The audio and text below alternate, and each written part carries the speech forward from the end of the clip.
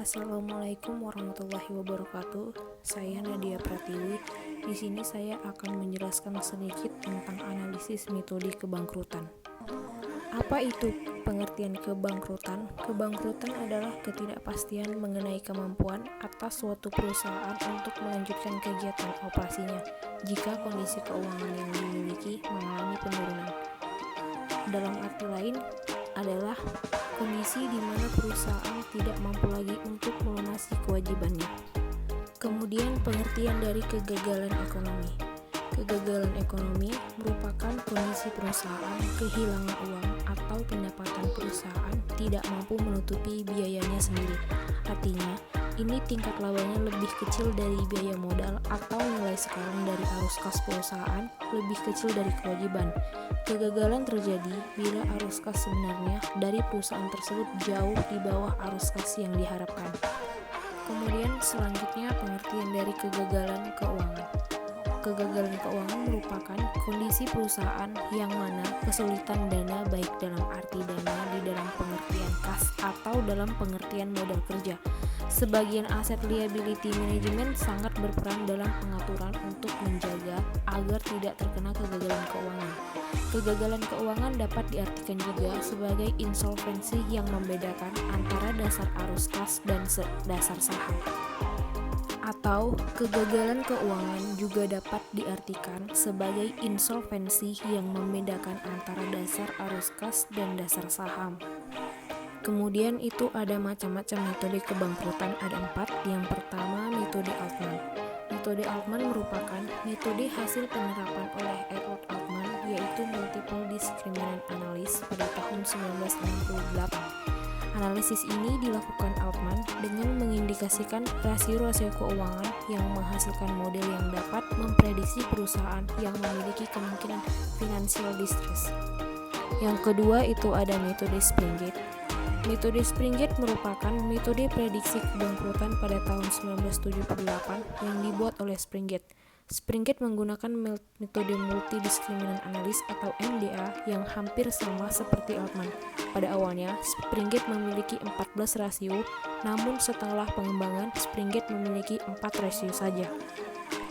Dan yang ketiga itu ada metode Zmijewski, merupakan metode prediksi yang dihasilkan oleh Zmijewski pada tahun 1983 yang merupakan riset selama 20 tahun. Dan yang terakhir itu ada metode Grover, merupakan metode yang diciptakan dengan melakukan mendesain dan menilai ulang terhadap metode Altman Z-score (ZVS). Grover menggunakan sampel sesuai dengan metode Altman Z-score pada tahun 1968 dengan menambah 13 rasio keuangan baru.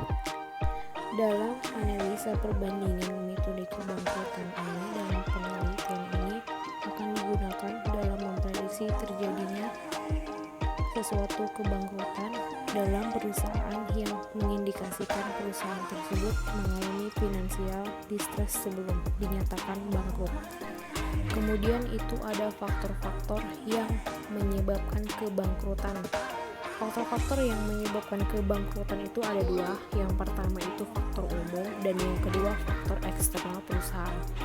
Faktor umum itu terbagi menjadi 4. Yang pertama faktor sektor ekonomi, yaitu faktor yang menyebabkan kebangkrutan dari sektor ekonomi adalah gejala inflasi dan deflasi dalam harga barang dan jasa, dan kebijakan keuangan, suku bunga, dan devaluasi atau evaluasi uang dalam hubungannya dengan uang asing, serta neraca pembayaran, surplus atau defisit dalam hubungan dengan perdagangan luar negeri. Yang kedua itu ada sektor sosial, yaitu faktor sosial yang sangat berpengaruh terhadap kebangkrutan. Cenderung ada perubahan gaya hidup masyarakat yang mempengaruhi permintaan terhadap produk dan jasa ataupun cara perusahaan berhubung dengan karyawan.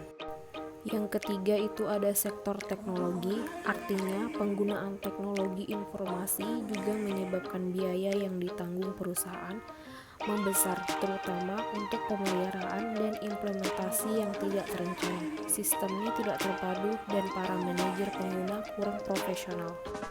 Dan yang terakhir itu ada sektor pemerintah kebijakan. Sektor Sektor pemerintah kebijakan pemerintah terhadap pencabutan subsidi pada perusahaan dan industri, pengenaan tarif ekspor dan impor barang yang berubah, kebijakan undang-undang baru bagi perbankan atau tenaga kerja lainnya. Yang kedua itu ada faktor eksternal perusahaan, itu terbagi menjadi 3. Yang pertama itu sektor pelanggan, yaitu sektor pelanggan perusahaan harus mengidentifikasi sifat konsumen untuk menghindari kehilangan konsumen, juga untuk menciptakan peluang. Dan yang kedua itu ada sektor pemasok perusahaan.